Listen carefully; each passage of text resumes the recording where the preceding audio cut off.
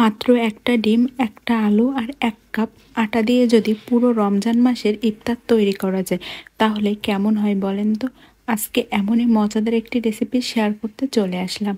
1 cup আটা, সামান্য একটু লবণ ও তেল দিয়ে আটাটাকে মেখে নিয়ে অল্প অল্প পানি দিয়ে একটা নরম ডো তৈরি করে নেব। কম খরচে পুরো রমজান মাসের জন্য ইফতার তৈরি ও সংরক্ষণ করতে চান যদি, তাহলে আজকের রেসিপিটা হলো আপনার জন্য। এখন একটা আলু ও একটা ডিম সিদ্ধ করে নিয়েছি, আর কুচি করা কিছু গাজর, স্বাদমতো লবণ, অল্প একটু মরিচের গুঁড়া আর জিরার গুঁড়া, কিছুটা ধনিয়া পাতা ও হলুদের গুঁড়া দিয়ে এটাকে সুন্দর করে মেখে নেব। কম মশলায় কম উপকরণেই কিন্তু আজকের এই নাস্তা তৈরি, আর খেতে এত বেশি মজা হয় যে আমি তো এটার পুরো রমজান মাসের জন্য তৈরি করে সংরক্ষণ করে রেখে দিয়েছি। আর আগে থেকে যে আটাটা আমি মেখে রেখেছিলাম, এই আটা থেকে এখন একদম পাতলা করে একটা রুটি তৈরি করে নেব। রুটিটা অবশ্যই পাতলা করে তৈরি করতে হবে।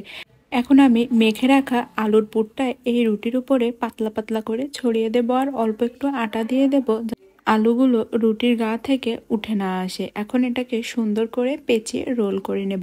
আর একটা মাত্র রুটি দিয়ে কিন্তু 8 থেকে 10 পিস নাস্তা হয়ে যাবে। এভাবে আমার প্রায় 1 কাপ আটা, একটি ডিম আর একটা আলু দিয়ে 40 থেকে 45 পিস নাস্তা হয়েছে।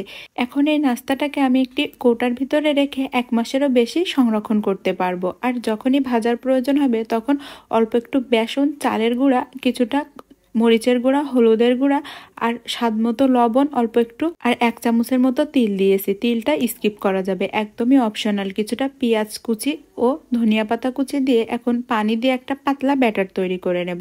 রমজানের সময় শুধু এই ব্যাটারটা তৈরি করে গরম গরম তেলে এই নাস্তাগুলো ফ্রিজ থেকে বের করে ভেজে নিলেই কিন্তু তৈরি হয়ে যাবে। আমার মনে হয় যারা কম খরচে আর খুব সহজভাবে একটি নাস্তার রেসিপি খুঁজছেন, পুরো রমজান মাস খেতে পারবেন, তাদের জন্য আজকের এই নাস্তার রেসিপি।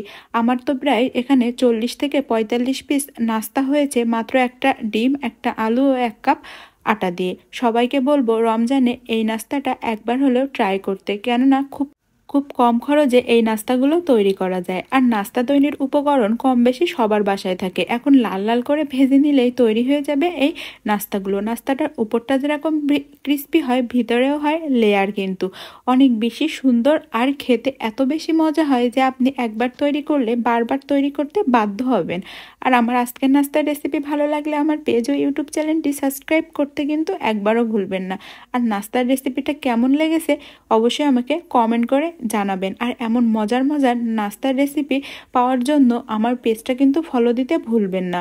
আর দেখেই বুঝতে পারছেন নাস্তাটা কতটা বেশি সুন্দর হয়েছে।